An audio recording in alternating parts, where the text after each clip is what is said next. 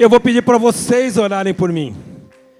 Então, se vocês puderem, como o apóstolo Paulo pediu para que orassem por ele, para que ele pudesse ministrar com autoridade a palavra da verdade.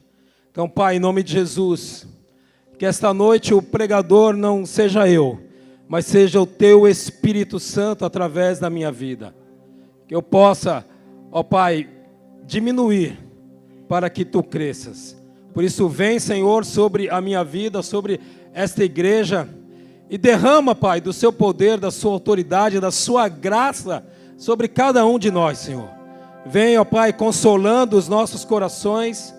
Vem, ó Deus amado, libertando todas as cadeias, desfazendo todo e despedaçando todo o jugo de Satanás sobre as nossas vidas e nos direcionando rumo ao nosso chamado para a glória do Teu santo nome, em nome do Teu Filho Jesus, assim que oramos e te agradecemos. E quem crê, diz amém, aplauda o Senhor.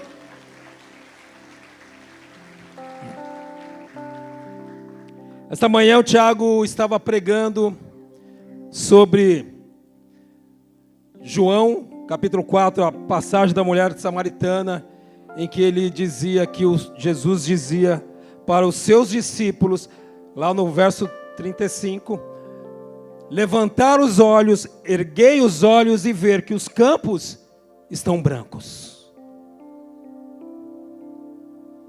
Os campos estão brancos. E aí, como eu quis preparar essa mensagem, depois de ouvir todas que foram ministradas nesse altar, eu entrei no meu secreto com o Senhor e perguntei para Ele: Senhor, como que a gente completa essa mensagem? Na terça-feira, Djalma Toledo pregou sobre a intimidação, que é uma resistência externa ao nosso chamado. O diabo vem te intimidar para que você continue com medo, preso lá no Egito. Na quinta-feira, o pastor Eric veio nos pregar a respeito da aliança. A aliança que rompe essa intimidação. A aliança que nos faz lembrar que nós temos um Deus. Que, por termos a marca da aliança, e uma aliança ela é selada com o sangue, o nosso Deus vai até o fim conosco. Retirando então do caminho toda a intimidação, toda a resistência externa. Na sexta-feira, Mahatma Lopes pregou a respeito da dependência de Deus e de nós permanecermos nele. Mesmo diante das dificuldades da vida, e elas haverão, nós, como filhos de Deus, assim como nós permanecemos na casa dos nossos pais até o dia que casamos, nós devemos permanecer com o Senhor até que Ele venha buscar a sua noiva.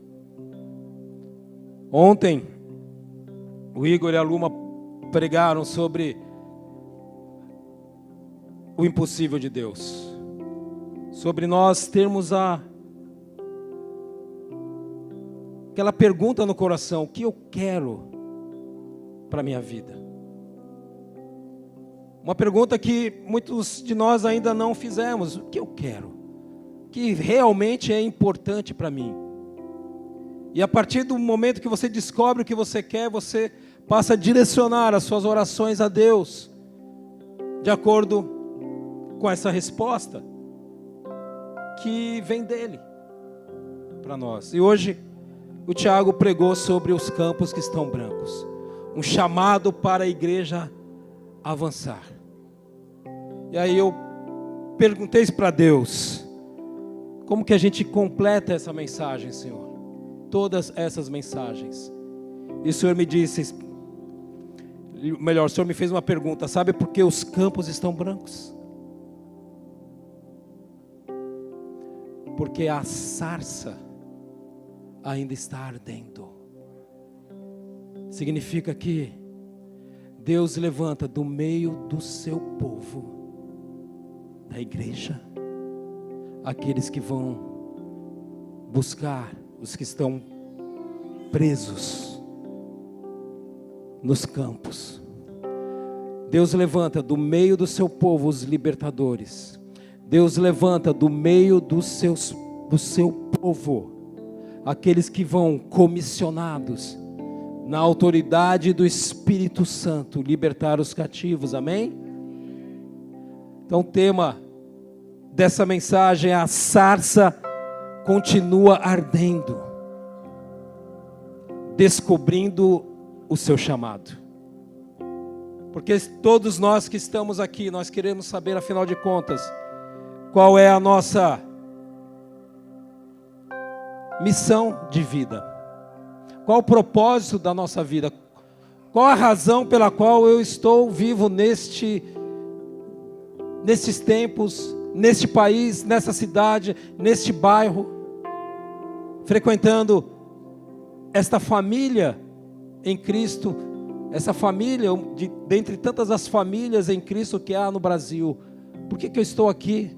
Porque eu me relaciono com as pessoas com as quais eu me relaciono, porque eu tenho a minha zona de confiança dentro da minha casa, com os meus amigos, com meus colegas de trabalho. Então tudo isso Deus vai responder para você esta noite através do chamado de Moisés. Então abra comigo no livro de Êxodo, capítulo 3.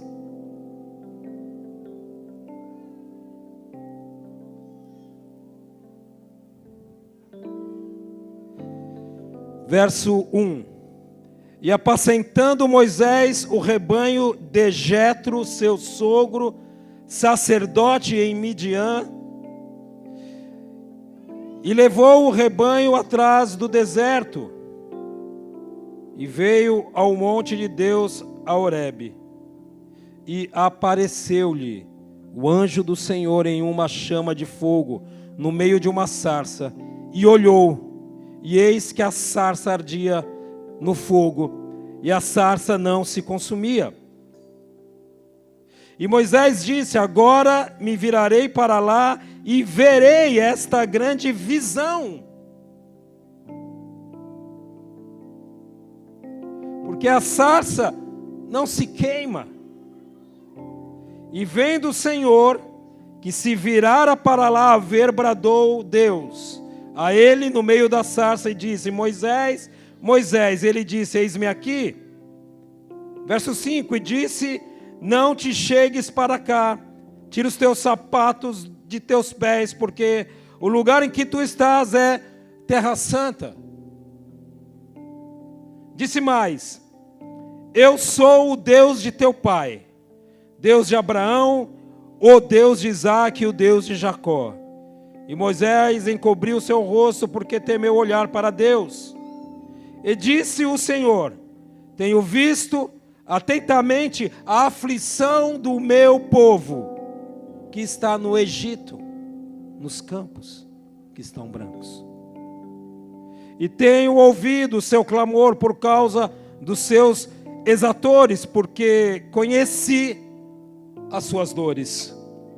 Portanto, desci para livrá-lo da mão dos egípcios e para fazê-lo subir daquela terra a uma terra boa e larga. Deus desce para nos fazer subir. Você já percebeu de quem ele está falando aqui? Daquele que inaugurou o novo e vivo caminho, se fez homem, se fez semelhante a homem, se despiu da sua glória para nos subir até a presença dele.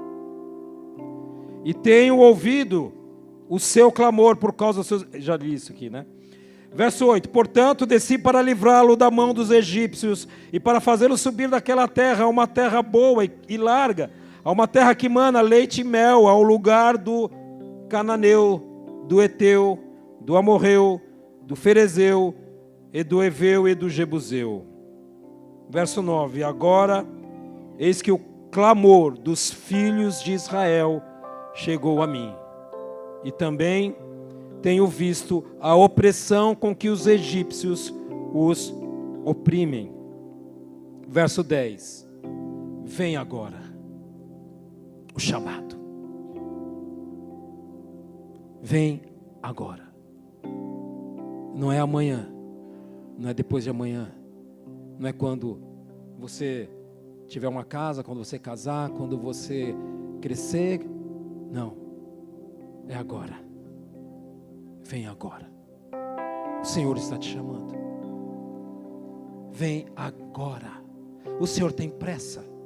Amós capítulo 9, uma palavra que eu ouvi no início da minha conversão, de um profeta. Diz que atrás do semeador vem o segador. Atrás de quem planta vem aquele que colhe.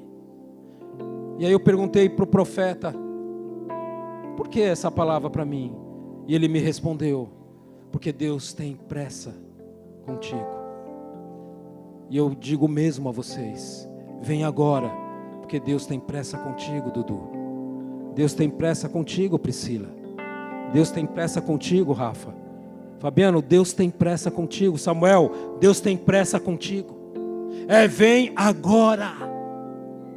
Vem agora, você que está ouvindo esta mensagem. O Senhor está despertando o seu chamado esta noite. Vem agora, é um chamado dos céus para a sua vida, para você se posicionar. Porque os campos estão brancos e Deus te chama, porque só você, Ele confia algo que é especial, único. Deus confia a cada um de nós algo único. Eu não posso ser o pai de um filho que não é da minha mulher. Eu não posso casar com outra mulher porque eu já tenho uma e nem quero. E ela também não, graças a Deus.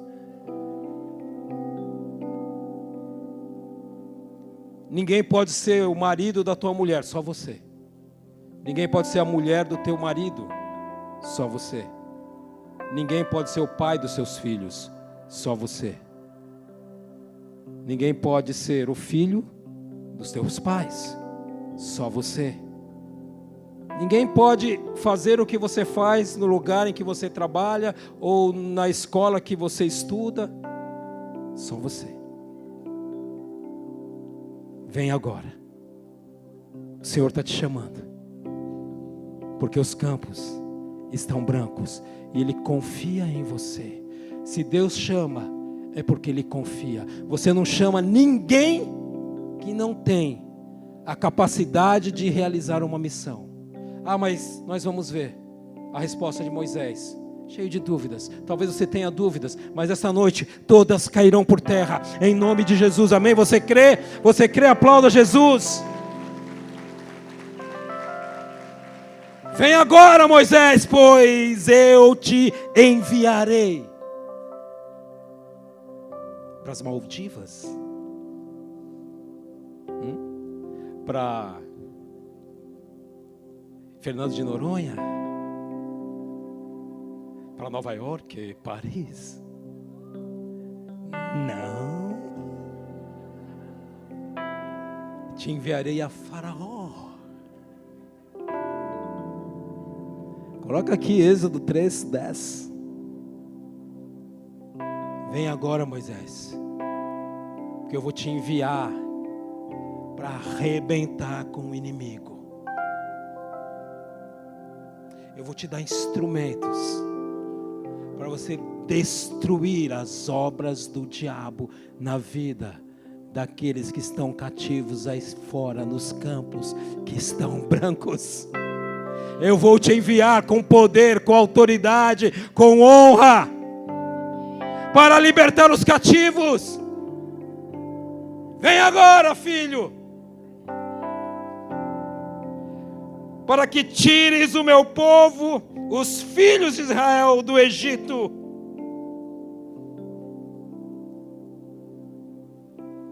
Uau! Então Moisés disse a Deus,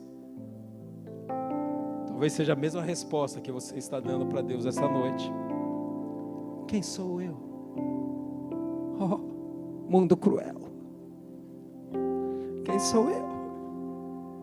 Que vá a Faraó e tire do Egito os filhos de Israel. Quem sou eu? Vem uma crise de identidade quando Deus te chama. Vem uma resistência interna. A sua alma começa a gritar dentro de você: não quero fazer a vontade de Deus. Não quero ir. Porque eu tenho marcas do passado. Porque no passado eu já sofri muito. Porque acreditei que havia um chamado na minha vida.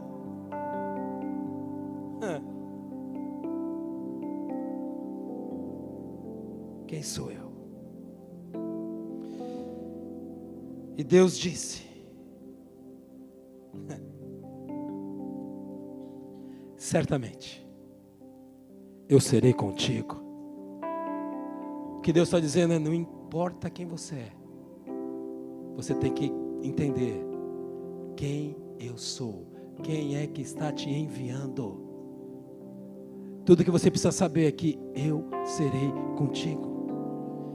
Tudo que você precisa saber é que se eu estou te enviando, eu vou junto contigo.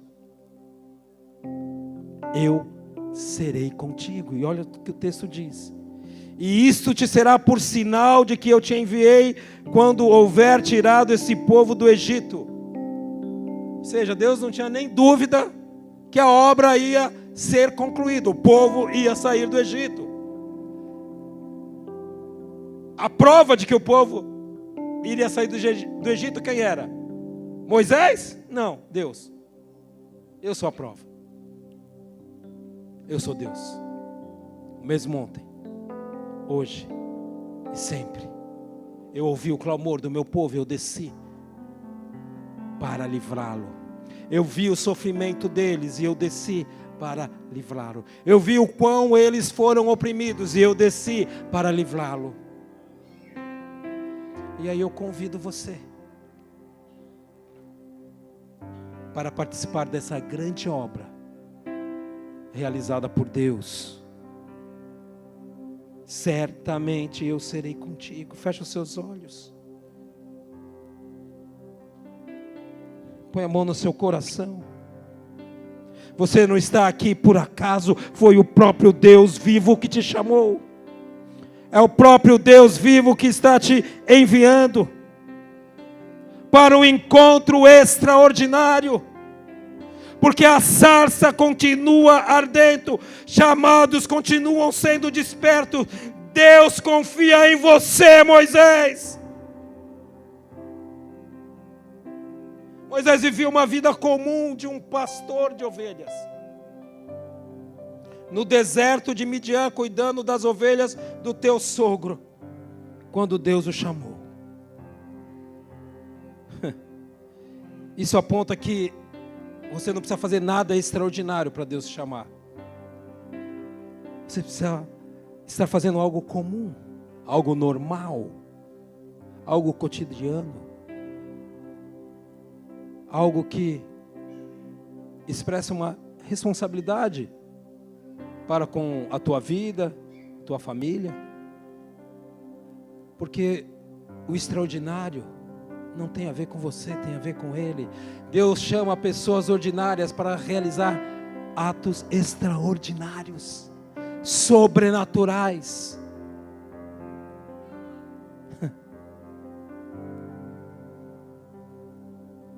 Os campos estão brancos, a sarça continua ardendo, chamados continuam sendo despertos nesse lugar. Há algo único que Deus confia a você, querido, como confiou a Moisés. Certamente eu serei contigo, e isto será por sinal de que eu te enviei. Quando houver tirado esse povo do Egito, servireis a Deus neste monte Sinai. Então disse Moisés a Deus: eis que quando vier aos filhos de Israel e lhes disser: o Deus de vossos pais me enviou a vós, e eles me disserem: qual é o seu nome? O que lhes direi? E disse Deus a Moisés: eu sou o que sou. E disse mais: assim dirás aos filhos de Israel: o eu sou me enviou a vós. Até aí. O eu sou me enviou a vós. É a primeira vez na Bíblia que Deus diz o seu nome. O tetagrama Yud, Rei, Vav, Rei. Para você entender o significado desse nome. Essas 4 letras simbolizam, expressam, narram na etimologia dessa palavra hebraica. Um homem com as mãos em sinal de adoração e com cravos, pregos nas mãos. Esse nome já simboliza Jesus Cristo. Quem está enviando é o homem da mão furada. O próprio Deus, o Filho de Deus que desceu na terra para libertar os cativos, para abrir as cadeias, para trazer o ano aceitável do Senhor. O anjo do Senhor que apareceu na sarça é uma representação, é uma teofania de Jesus Cristo.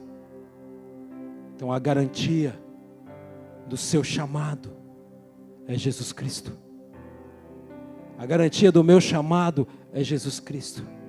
A garantia de que Ele vai cumprir em mim o meu chamado é o próprio Deus, amém? Posso ouvir uma salva de palmas a Jesus?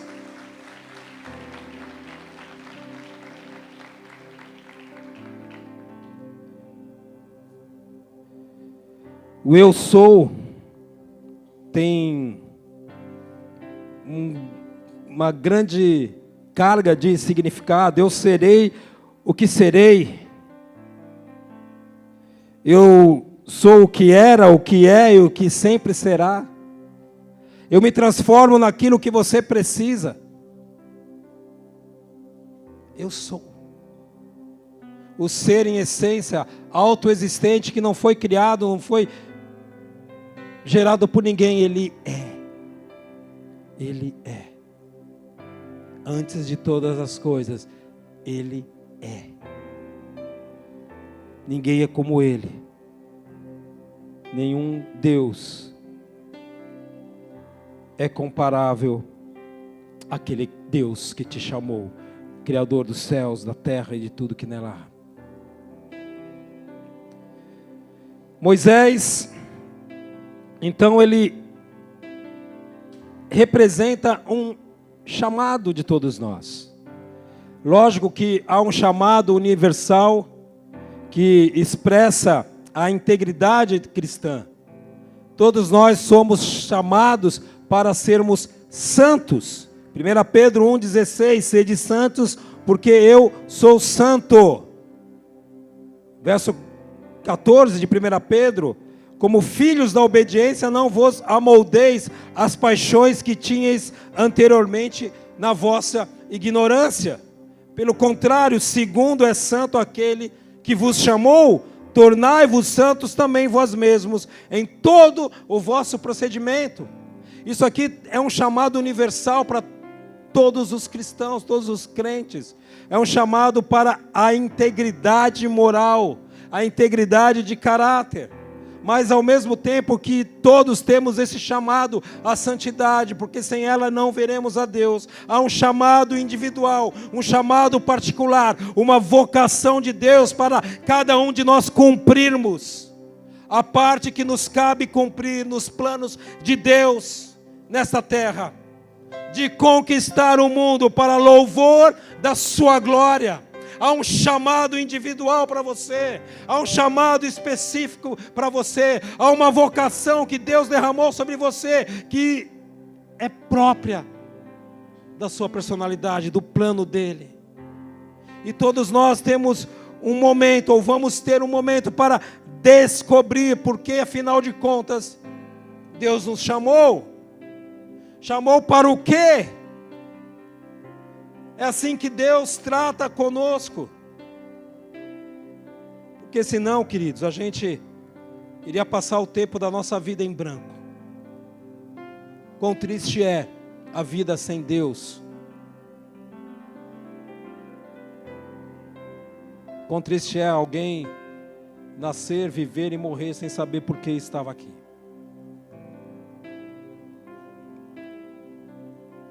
Mas ainda que tudo passe, a palavra de Deus não passa. E há uma palavra de Deus para a sua vida. Há um chamado para a sua vida. Há um chamado para a sua vida. Deus age de uma maneira soberana nas nossas vidas, preparando-nos para um futuro que lhe é preferível. Há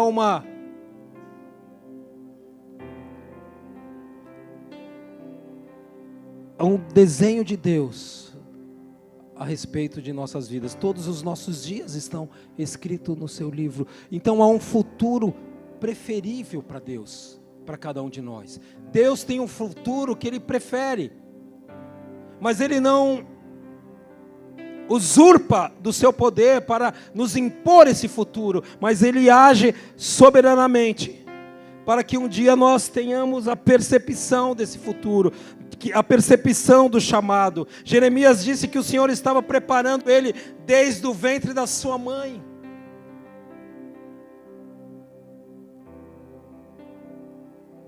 Então começa a olhar para trás, para a sua vida antes de aparecer o anjo do Senhor, antes de Jesus Cristo te chamar. Já pensou que a família que você tem faz parte dos itens, né, do checklist de Deus, do preparo de Deus, para que você cumpra os propósitos dEle nesta vida? Já pensou que a educação que você teve ou que não teve, até hoje, faz parte também dos propósitos de Deus, para que se cumpra em você os planos dEle. Os amigos que você tem, os relacionamentos que você tem, as conexões que você tem, faz parte do plano de Deus. Os erros que nós cometemos, as lambanças que nós fizemos, aquilo do qual nós, hoje, se tivéssemos na mesma situação, faríamos diferente. Isso também, queridos, faz parte do plano de Deus. Tudo contribui para o bem daquele que ama a Deus. E também os acertos, porque a vida não é feita só de erros, nós temos acertos. Nós acertamos também, porque apesar do homem conhecer a árvore do conhecimento do bem e do mal, não é só o mal que sai da boca do homem. Nós não temos as mãos apenas inclinadas para o mal, mas também para o bem. Nós acertamos na vida. Nós acertamos com pessoas. Nós acertamos conosco mesmos.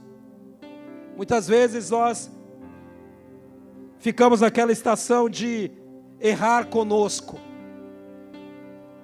Mas começa a compreender que o Senhor te chamou para você amá-lo e amar a si mesmo. Entender que esses erros Deus transforma em acertos, que as maldições Ele transforma em bênçãos. Tudo isso faz parte do propósito de Deus para as nossas vidas. As igrejas que você passou, mas vai contribuir para o bem maior, vai contribuir para o plano de Deus se cumprir na sua vida. São chamados de itens da soberania de Deus. Os livramentos que nós tivemos fazem parte do plano de Deus. Livramentos de acidentes, livramentos de doenças, livramentos de violências. Tudo isso aconteceu e nós entendemos a partir do exemplo de Moisés nas nossas vidas. Porque todas essas vidas que são narradas na Bíblia é como se fosse um holograma ou um pictograma das nossas vidas, as vidas possíveis. Todas as vidas possíveis estão aqui na palavra de Deus. Nós podemos nos identificar com as dores, com as alegrias, com os caminhos certos ou errados de cada um dos personagens da Bíblia. E Moisés nos ensina muito. Então Deus prepara o caminho para que nós o conheçamos e conheçamos o nosso chamado. Até que num dia, numa situação qualquer da vida, numa situação normal da vida, em comunhão com Deus, em pensamento a respeito da vida, do sentido da vida, da razão da nossa vida, em que você se pergunta com sinceridade: o que você está fazendo aqui? Qual é o propósito da sua vida? Porque você, afinal de contas, foi chamado. Vem a luz de Deus sobre você.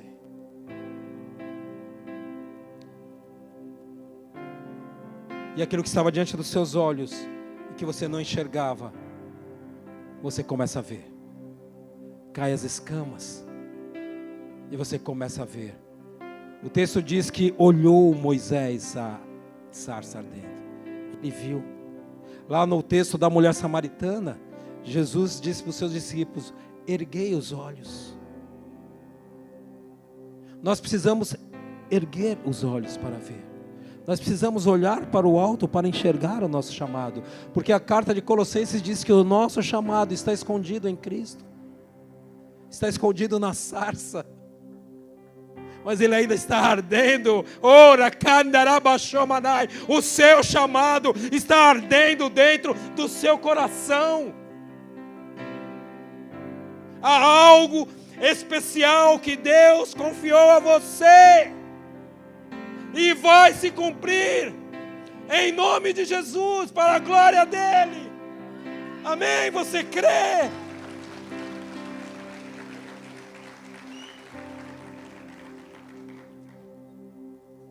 Deus está trabalhando na minha vida. Deus está trabalhando na sua vida. Ele não para de trabalhar. Moisés, ele foi chamado com 40 anos. Mas aí, no dia seguinte ao qual ele foi chamado, ele achando que era o cara, que Deus o chamou porque ele era o príncipe do Egito. Porque a Bíblia diz lá no livro de Atos, capítulo 7, que Moisés era poderoso por conta da educação que ele teve no Egito. Moisés falava, queridos, 70 idiomas. 70 idiomas. Você conhece alguém que fala 7 idiomas? Imagina 70 idiomas.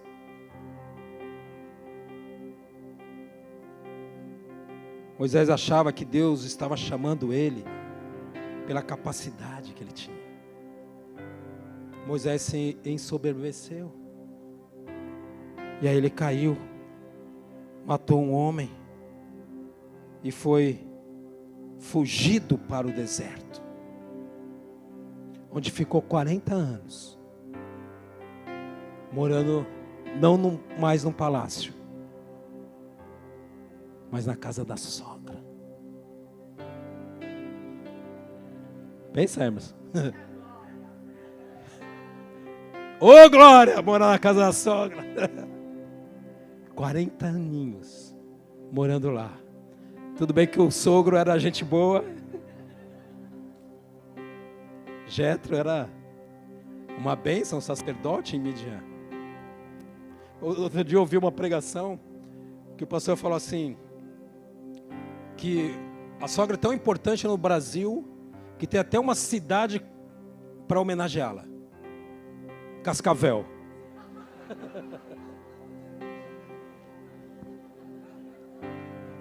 Ai, não posso arruinar a pregação.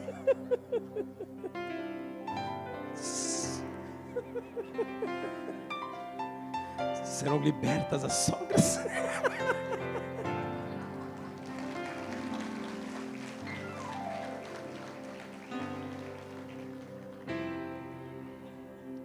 Onde eu estava? Moisés na casa da sogra. Ai, meu Deus do céu. Eu faço agora, Jesus. Deixa eu ver aqui.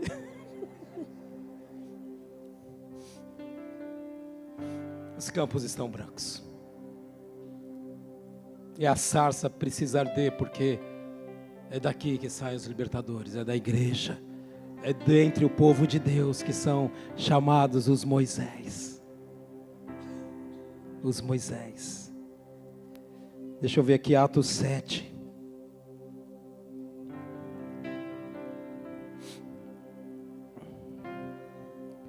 Atos capítulo 7, do verso 20. Do verso 20 ao 50, fala do chamado de Moisés. E aí vai dizer, no verso, deixa eu ver aqui, 22, e Moisés, Atos 7, 22, e Moisés foi educado em toda a ciência dos egípcios, e era poderoso em palavras e obras. Quando completou 40 anos, veio-lhe a ideia de visitar seus irmãos, os filhos de Israel. Ele sabia quem ele era. Veio o chamado.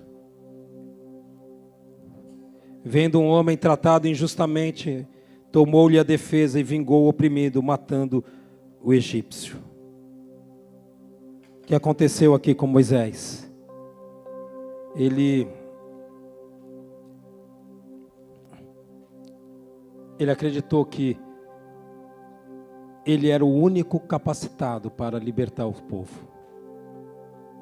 Só que Deus não chama os capacitados.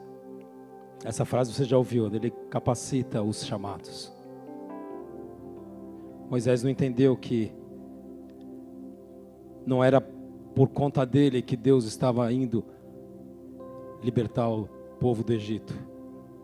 É por conta da bondade e da misericórdia de Deus. É por conta do caráter do bom e misericordioso Deus. Foi porque Deus é bom que Ele te chamou.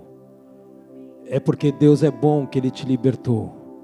É porque Deus continua bom ontem, hoje e sempre, que Ele te chama esta noite para você ir libertar os cativos, porque os campos estão brancos.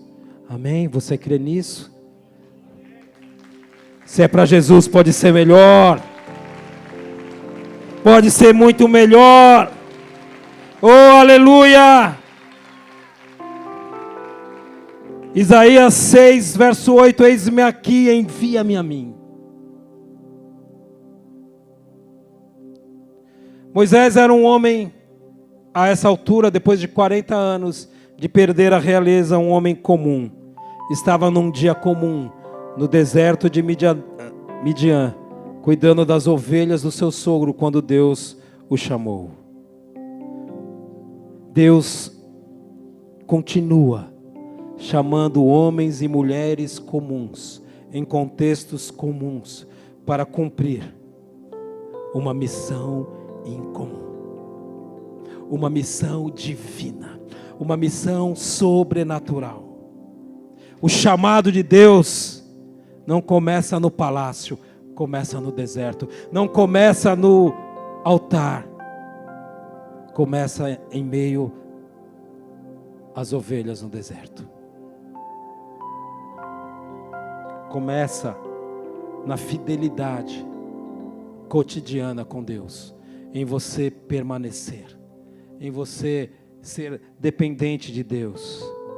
Que o Senhor abra os nossos olhos para ver a sua presença nos momentos mais comuns da minha vida.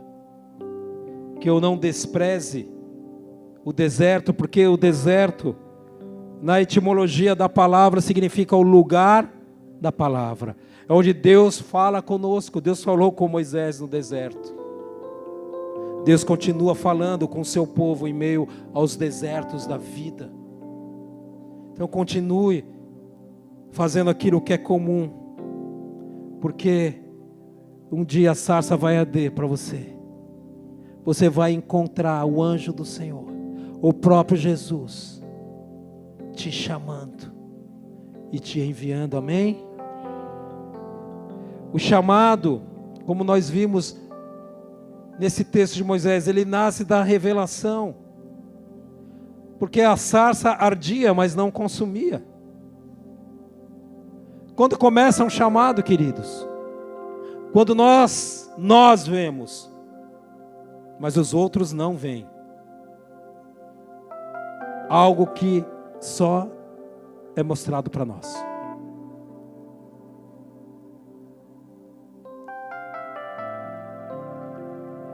A Bíblia diz que o diabo cega o entendimento dos incrédulos. Cega. Então um cego não pode ver. Então Deus abre os olhos dos cegos. Todos nós aqui um dia fomos cegos, para que nós vejamos algo que ninguém vê. Alguém vai ser o primeiro crente de uma família, sim ou não? Sim ou não? Quem aqui é o primeiro crente da família? Levanta a mão. Pô, mas tem uns... Fica de pé, os primeiro crente, para eu já... Né? Olha só, a Paty foi a primeira crente da família. Olha só, gente, olha. Os primeiro crente aí. Glória a Deus, hein? Vamos dar uma salva de palmas a Jesus. Vocês são os precursores.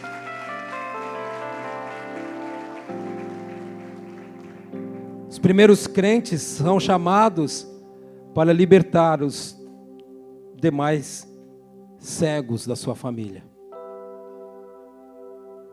Meu irmão, que foi o primeiro crente da minha família, o Wagner, ele orou, ele e minha cunhada oraram muito por mim, pela minha conversão. Quando eu me converti, numa ligação com a irmã Rosângela, que um dia eu já trouxe aqui,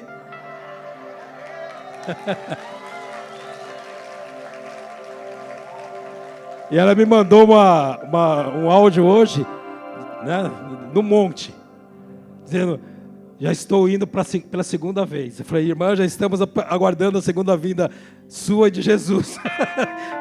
Só vamos ver quem chega primeiro.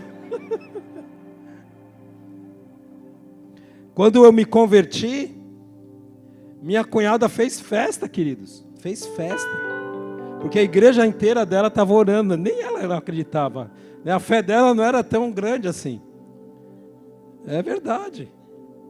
Estava que nem Moisés aqui. Me achava. Né? O orgulho, queridos, é o pior do pecado.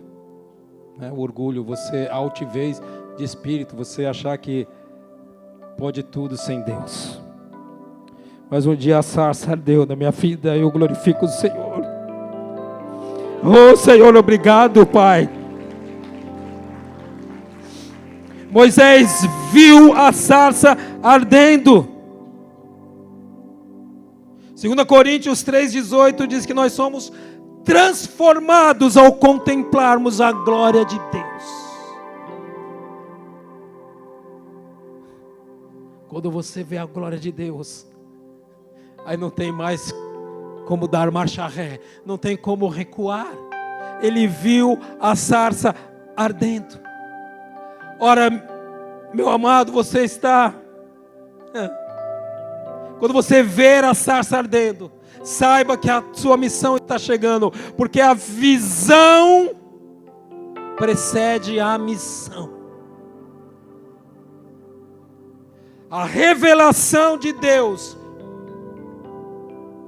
é feita com um propósito de te enviar, de te comissionar, de te instrumentalizar, porque os campos estão brancos e é você quem vai lá fora buscar os perdidos. Os campos estão brancos e o povo só vai ver os campos brancos quando o líder enxergar.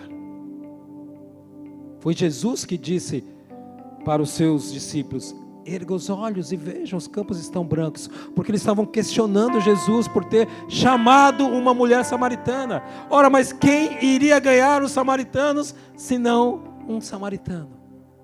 Quem iria ganhar um samaritano, senão alguém que todos enxergassem que teve a sua vida completamente transformada?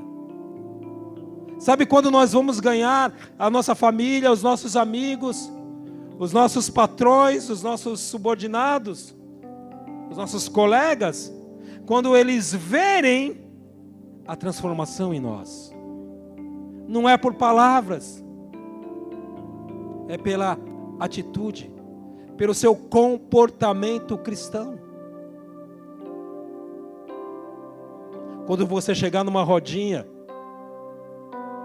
e as pessoas se constrangerem porque você está ali e deixarem a droga de lado, o cigarro, a bebida, a pornografia, entendem? Talvez você não saiba pregar, e eu também não sabia pregar, mas uma coisa você tem que saber: se comportar como um filho de Deus. E aí você estará sendo uma Bíblia ambulante. Eu tenho aqui a Bíblia revista e atualizada e ambulante. Você vai ser a Bíblia revista, né? Você é outra pessoa, é uma nova criatura em Cristo Jesus, revista e atualizada e ambulante. Você vai andar como quem anda com Jesus. Foi assim que surgiu o nome de cristãos, porque lá em Antioquia, os primeiros cristãos, os primeiros crentes, os seguidores de Jesus, se pareciam tanto com ele, que eram chamados de pequenos cristos. Eles eram semelhantes a ele. Nós fomos chamados para sermos a imagem e semelhança do nosso Deus, amém? Então você é a Bíblia dentro da sua família, você é a Bíblia da sua escola, você é a Bíblia na empresa que você trabalha, você é a Bíblia ambulante. As pessoas vão te enxergar como uma carta viva de Jesus Cristo naquele lugar.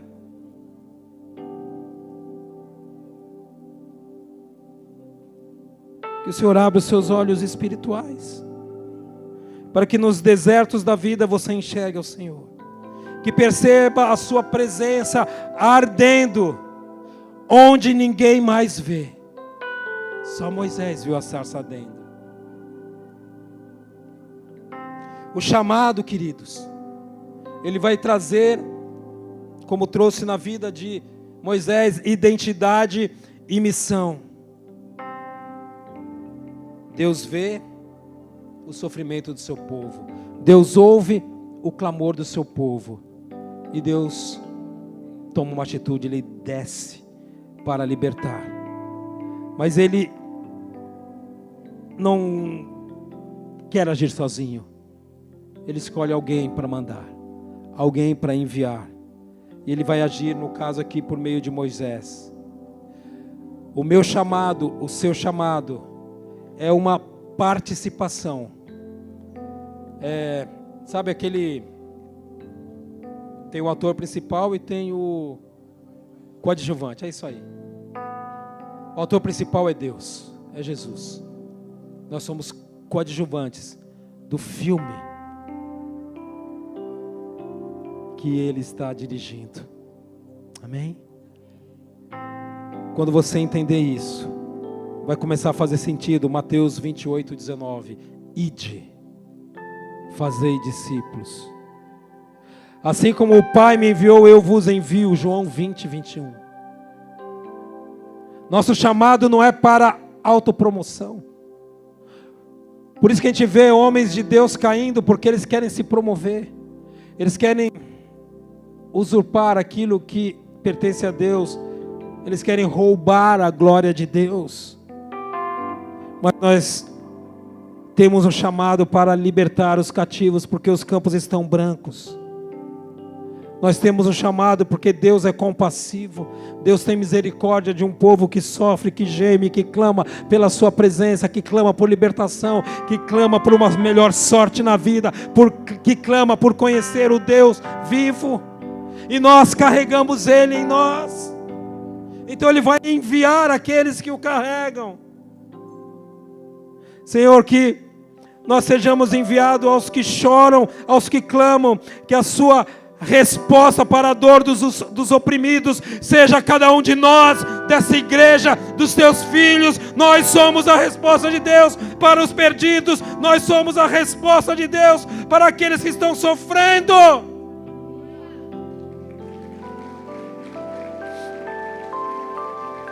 O chamado, amados, vai enfrentar uma resistência interna. A resistência externa, vocês já sabem, Satanás vai querer nos paralisar. O apóstolo Djalma já pregou sobre isso. Mas a resistência interna, que é do nosso eu, do nosso ego. Moisés vai dizer lá no verso 11, quem sou eu? Ora, ele está demonstrando insegurança. O homem carnal, ele vai levantar objeções a Deus. Ele vai levantar objeções a si mesmo, contra si mesmo. Ele vai expressar toda a sua insegurança. Não, agora não é hora de seguir ao Senhor, porque eu estou inseguro, eu não sei nem quem eu sou. O chamado vai também trazer uma dúvida teológica. Afinal de contas, quem és tu que está me chamando? Você começa a questionar se é Deus mesmo que está te chamando. Eu te respondo com a palavra de Deus.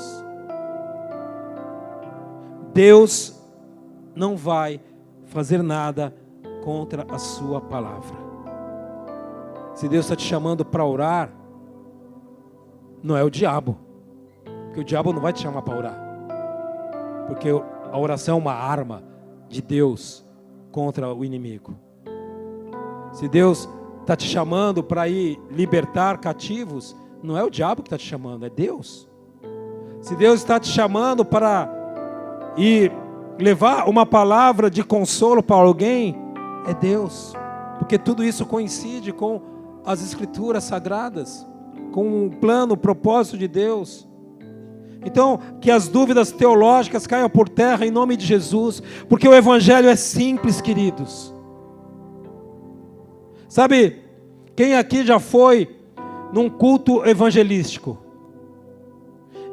em que o pregador nem abriu a Bíblia, ele falou assim, Jesus é o caminho, a verdade e a vida. As pessoas já se derramaram, levantaram a mão, vieram à frente. Eu me lembro, né? O Tiago sempre conta isso. A gente foi no primeiro ajuntamento de Pentecostes na Espanha. Aliás, hoje é dia de Pentecostes. Olha os sinais aí, hein? Dia de Pentecostes hoje. Dia de Pentecostes. Dia de ativar chamados, de escamas caírem, do Espírito Santo ser derramado sobre toda a carne, de se cumprir Joel 2. E aí tinha tanta igreja, todas as igrejas evangélicas da Espanha se fizeram representar numa praça de uma igreja católica. Tinha 1000 pessoas. Avivamento. Na Europa é assim, 1000 pessoas já é, meu Deus, avivamento. Vocês não têm ideia da bênção que é o Brasil. E aí lá o pregador pega a palavra e diz umas coisas desconexas, né, Tiago? Fala assim, nossa, que pregação chumbrega, né? Ninguém vai se converter aqui. Qual a nossa surpresa? Todo mundo, né? Foi lá se derramar. Por quê? Porque a obra é do Espírito Santo. Quem vai derramar a sua graça é o Espírito Santo. A palavra de Deus, ela desperta a fé, e é Deus que desperta a fé através da sua palavra. Então não importa a sua teologia, não importa o seu conhecimento de teologia, importa que você está disposto a ir e a demonstrar pelo seu exemplo que você é filho de Deus e que Deus tem um plano na vida de todo mundo, amém? Terceiro lugar, terceira resistência interna é o medo da rejeição. E se eles não me receberem? E se eu chegar lá e não tiver a validação de ninguém? Como vou me sentir? O medo da rejeição não é a rejeição, é o medo de ser rejeitado, paralisa chamados. O medo de pregar impede você de pregar. Eu conheci um rapaz no seminário que a gente fez lá na Espanha, que ele tem um testemunho no dia que ele foi. Todos tinham que dar um testemunho no seminário. Ele disse assim, que um dia ele ouviu a voz de Deus para ir dar um abraço a um amigo. O Espírito Santo falou para ele, abraça o teu amigo. E ele não aceitou essa palavra. Não vou abraçar não, acho que tem nada a ver isso. Acho que é da minha cabeça, era Deus falando. O que aconteceu? No dia seguinte, esse amigo morreu. Brooks era o nome do rapaz, americano. E o Brooks falou para todos os alunos que estavam lá, os colegas dele: se você um dia ouvir Deus pedindo para você fazer algo, faça. Faça. Para você não ter remorso, para você não se arrepender. Faça. Então ele ficou impactado com o fato de não ter ouvido a voz de Deus. Medo de não ser compreendido. Mas, olha que interessante. Na teoria da comunicação, de cada 100 pessoas com as quais você fala, sabe quantas vão confiar naquilo que você está dizendo? Ou melhor, quantas não vão confiar? Mais de 70%. 74 pessoas de 100 não vão dar bola para o que você disser. Mas significa que 26 vão dar atenção a você. Essas 26 pessoas estão dentro da nossa zona de relacionamento, em que as pessoas sabem quem nós somos. Então, se você falar para um desconhecido a respeito da palavra de Deus, é diferente de você, por meio da sua conduta, falar de Deus para um amigo, para um parente, para um familiar, porque a pessoa te conhece.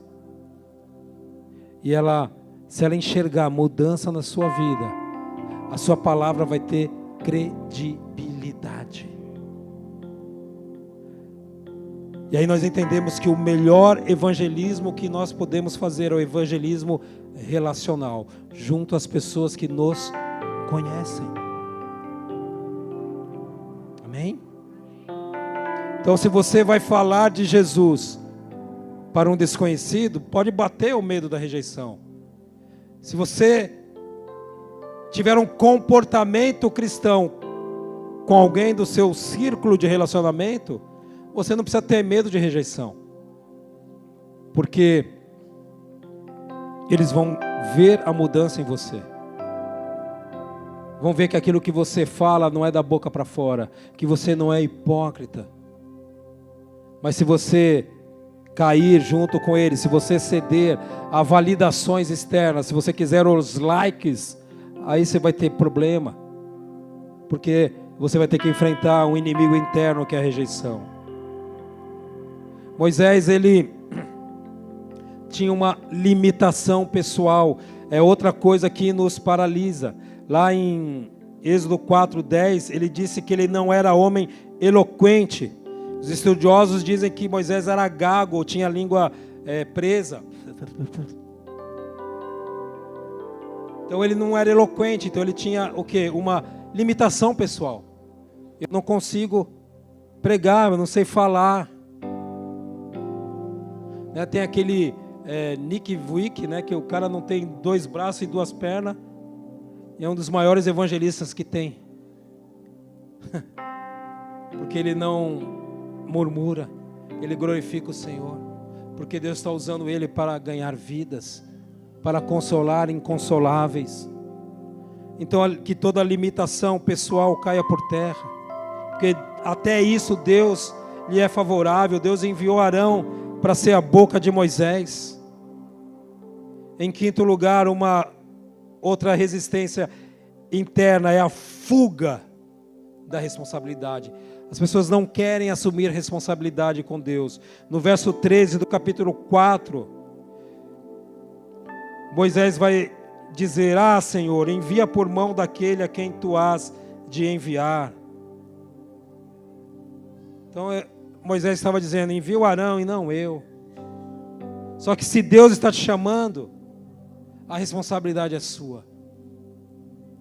E a alegria de ver o milagre, de atrair o milagre, será também sua. Por isso não fuja da responsabilidade. Porque 2 Coríntios 12:9 diz: o meu poder se aperfeiçoa na sua fraqueza. Quando eu sou fraco, aí é que eu sou forte. Oh, aleluia!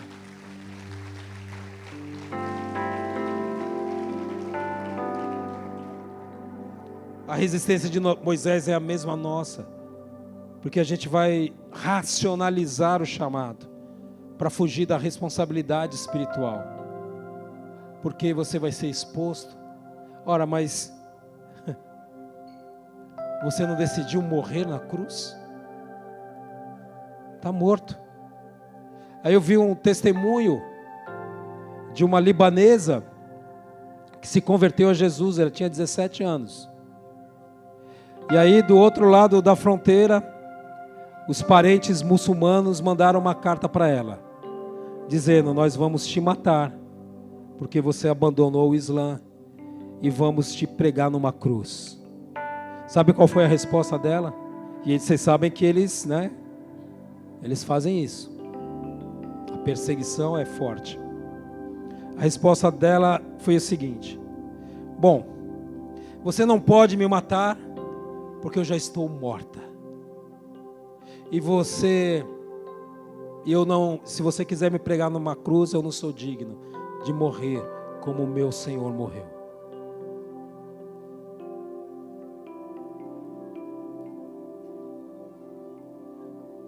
Qual a preocupação que você tem em pregar o Evangelho, em cumprir o seu chamado? A sua reputação? Ora, mas você não está morto? Porque a Bíblia diz que aqueles que morreram com Cristo também serão glorificados com Ele. Aqueles que me negarem, também eu vou negar diante do meu Pai. Então a sua preocupação, se você é uma pessoa racional, e eu sei que você é prestar atenção nisso, nesse alerta do Senhor. Peraí, se eu negar Jesus agora, eu estou lascado, porque Ele vai me negar diante do Pai, porque o reino é dele. Muitas pessoas querem só as bênçãos da Bíblia, mas esquece que a maior bênção é a salvação.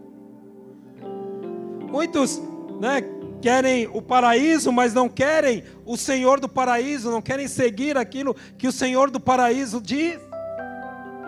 Isso é irracional. Isso não é inteligente. Então Moisés foi tendo derrubado cada uma das suas resistências internas. Que o Senhor perdoe todas as vezes que nós fugimos do chamado. Oh Pai, em nome de Jesus, que cada um daqui pare de lutar contra o seu chamado e comece a confiar que a Tua presença vai na frente, que a Tua presença nos capacita, que esse chamado é maravilhoso, que a obra dos céus é maravilhosa. Oh, Rasherekanenai. .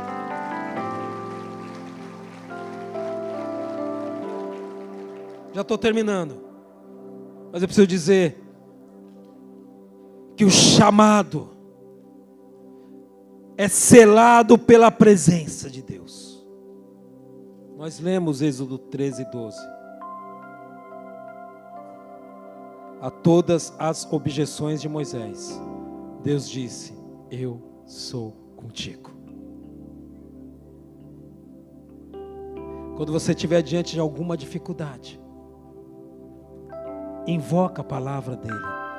Senhor, o Senhor disse que é comigo, que nunca, jamais me abandonará. Então eu vou, ainda que eu passe pelo vale da sombra da morte, eu sei que tu estarás comigo. Então vai. A presença de Deus é com aqueles que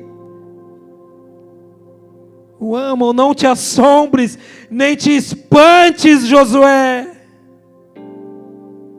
Eu sou contigo, por onde quer que andares. Josué, capítulo 1, verso 9. Josué era simplesmente o sucessor de Moisés. Eu sou contigo. Quantos podem dizer aqui: Senhor, seja comigo? Senhor, continua comigo, Senhor. Oh Pai, que eu não possa me espantar por nenhuma das propostas, das adversidades do caminho, porque eu sei que Tu és comigo. Oh, aleluia! Deus é contigo, meu irmão. Deus é contigo, Deus é com a sua igreja. Ele morreu pela sua igreja. Atos 1, verso 8. Os discípulos estavam assustados, porque Jesus ia embora. Mas o que ele lhe disse? Fica em Jerusalém, fica na igreja, porque ali recebereis poder ao descer sobre vós o Espírito Santo, e sereis minhas testemunhas, tanto em Jerusalém como em toda a Judéia e Samaria, até os confins da terra. O Espírito Santo já desceu há 2000 anos atrás, os céus estão abertos há 2000 anos atrás, e não há notícia de que o céu se fechou. Os céus estão abertos sobre os filhos de Deus, os céus estão abertos sobre a sua vida. O Espírito Santo está aqui se derramando sobre toda a carne. O Espírito Santo é quem te chama, quem te comissiona, quem te envia. Ele é contigo, Ele é contigo, Ele é contigo. A maior promessa do ministério não é o sucesso, mas é a presença de Deus. A maior credencial de um chamado legítimo é a presença de Deus. O véu foi rasgado.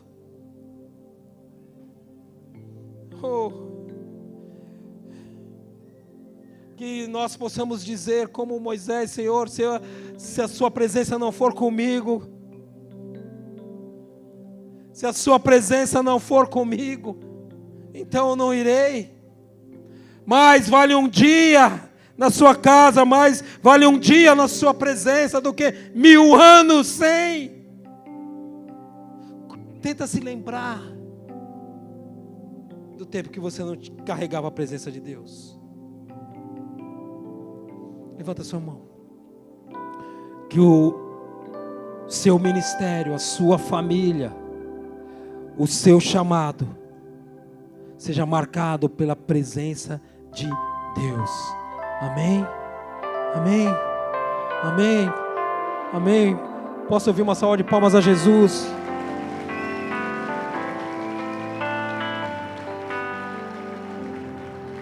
E para terminar, poxa, tá bom, vamos de novo. E para terminar, João 4,35. Vamos lá na mulher samaritana.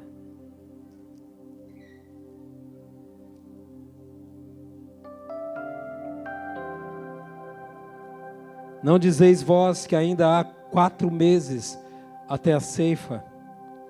Eu, porém, vos digo: ergueis os olhos e vede, os campos já estão brancos para a ceifa. Essa manhã o pastor Tiago nos convidou a olhar para o céu e ver como Deus vê. Porque quando nós erguemos os nossos olhos para o céu, nós recebemos a visão de Deus. E se nós recebemos uma visão de Deus, nós recebemos uma missão de Deus, uma ativação daquilo que nós precisamos para irmos. Todas as suas necessidades para cumprir o seu ministério, para cumprir o seu chamado, serão liberadas do céu. Tudo aquilo que você pedir em favor do seu chamado, em favor do próximo, para glorificar a Deus, serás atendido. Quando o pastor Igor pregou sobre a necessidade, a provisão necessária para você cumprir o seu chamado, é o momento de nós aprendermos a orar. Senhor, eu preciso disso para cumprir o meu chamado. Eu preciso estar num lugar que as pessoas carreguem a presença de Deus. Eu preciso, Senhor, ser discipulado, ser obediente a Deus através dos anciãos da sua igreja. Porque onde que o seu chamado é ativado? É na igreja, é na casa de Deus, na presença de Deus, onde Deus derrama os 5 ministérios. É na igreja que você vai aprender a andar com aqueles que andam com Deus.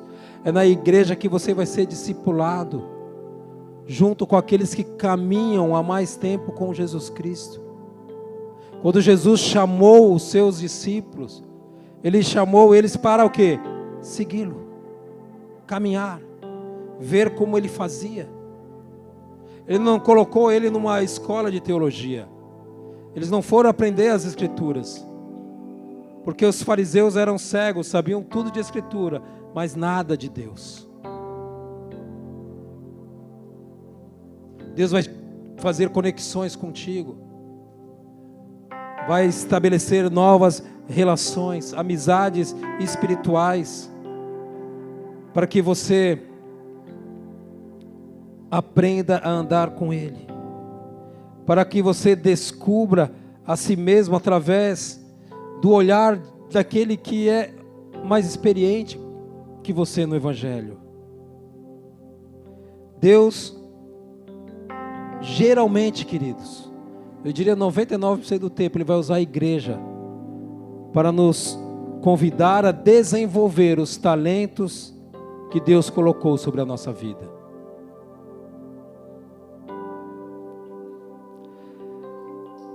É numa igreja discipuladora que você vai desenvolver o seu chamado. Isso é fácil, porque numa igreja discipuladora como essa, todos têm que entender que o chamado de Deus é fazer discípulos. Mas além de fazer discípulos, há esse algo particular. Há algo particular que Deus coloca sobre você. Porque se a obra de Deus fosse somente na igreja, nós não teríamos escolas cristãs, universidades cristãs, hospitais cristãos, cemitérios cristãos, orfanatos, casas de recuperação, casas de atenção a vítimas de violência.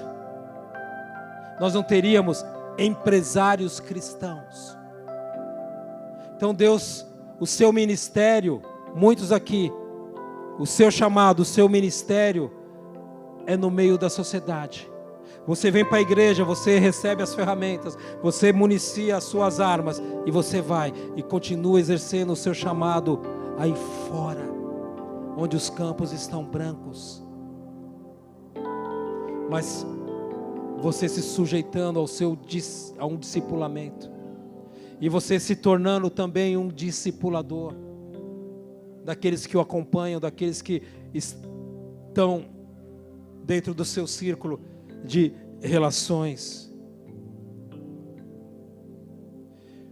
Deus é estrategista, amados, e Ele reúne pessoas tão diferentes, de tantas realidades, culturas, vivências, experiências, tudo para que a sua obra avance. Olha só, nós tivemos aqui nessas 3 semanas um mutirão de obras, e como eu fiquei feliz de ver quantas habilidades, quantos talentos Deus derramou sobre vocês. Quantas coisas que eu jamais saberia fazer, o irmão faz de olhos fechados. Tudo isso porque Deus nos juntou para cumprir como igreja um propósito, uma missão, porque Ele já deu a visão, a sarça já está ardendo, e você é chamado por Deus, para ir libertar os cativos, amém? Louvado seja o Senhor. Queria chamar aqui o louvor. Coloque-se de pé, por favor.